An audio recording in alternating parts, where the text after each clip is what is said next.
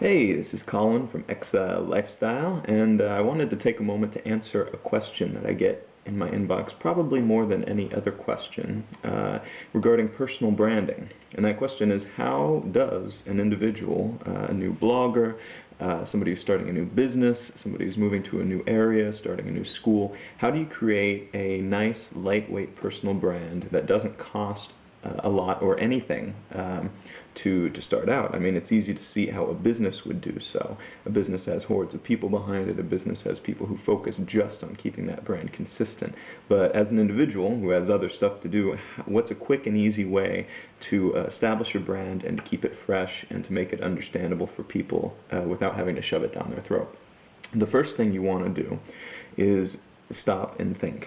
Take a good, clean, clear, new, fresh look at yourself and figure out what it is that's good about you. What is it that makes you tick?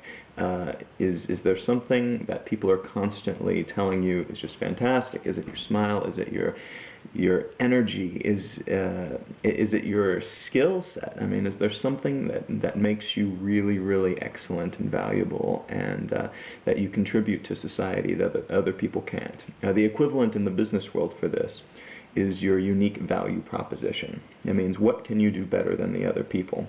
And this might be something that you do that everybody else does as well, but what kind of spin can you put on it? Is it a combination of having that skill set and another set of skill sets? Are you a painter who also designs websites? Are you a writer who also, I don't know, knows about the medical field? Anything like that is something unique and valuable that you bring to the table, and that's what you should be emphasizing. The second aspect is coming up with a way to convey that information quickly and easily without turning it into a business pitch.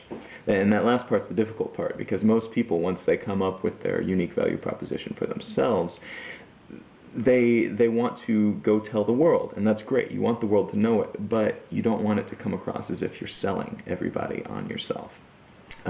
So what you want to do is make sure that the way you present yourself conveys it non-verbally, and that you have an elevator speech, I guess you can say, some way that you can communicate in 10 or 11 seconds what you do in casual conversation without, trying to sell anything, without trying to without turning a wedding into a business meeting, I guess you could say. So if you meet somebody at a wedding, you want to be able to nice and casually slip into the conversation what you do without it being threatening. You want to keep things on a nice personable level, make friends, and those friends may or may not become valuable business contacts as well. But worst case scenario, you've made a new friend.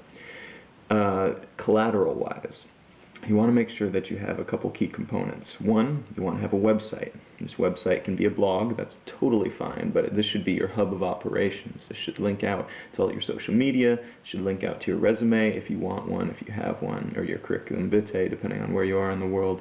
This should link out to photos, this should link out to writings, impressive things that you've done, any newspaper articles that are out there on the web. Anything that supports that brand that you've established, you should have linking out from this website. Speaking of social media, you should definitely have social media, but don't go too crazy with it.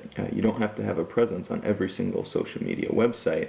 Do Facebook, do Twitter, do LinkedIn, do whatever makes sense for your personal brand. So if you're an Uber professional, if you're in a field that requires a whole lot of recommendations and a whole lot of, I guess, supplementary background information before you get legitimacy, then great.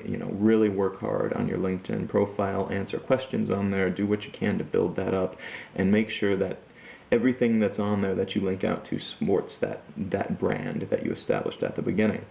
Same with Facebook, though. Make it more casual. Use that to let people get to know you rather than just the professional you.